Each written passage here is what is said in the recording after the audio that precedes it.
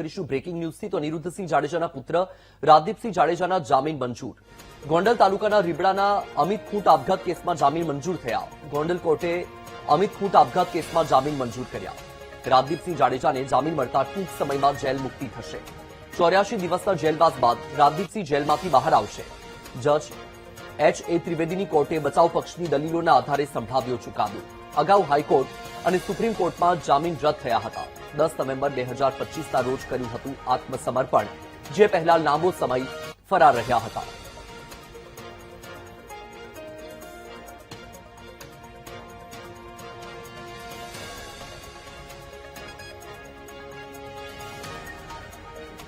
આ મુદ્દે વધુ માહિતી આપી રહ્યા છે સંવાદદાતા ધ્રુવ.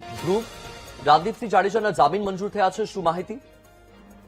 ચોક્કસથી જો વત્સલ વાત કરવામાં આવે તો રાજકોટ જિલ્લાના જે ગોંડલ તાલુકાના રીબડા અમિત ખૂંટ કેસના આપઘાતનો મામલો છે તે જોવા મળી રહ્યો છે.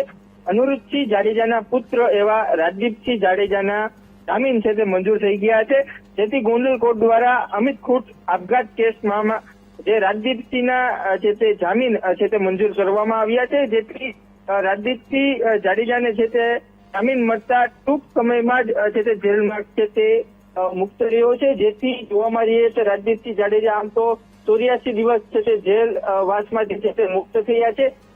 જી વત્સલ. જી બિલકુલ ધ્રુવ, માહિતી બદલ આભાર.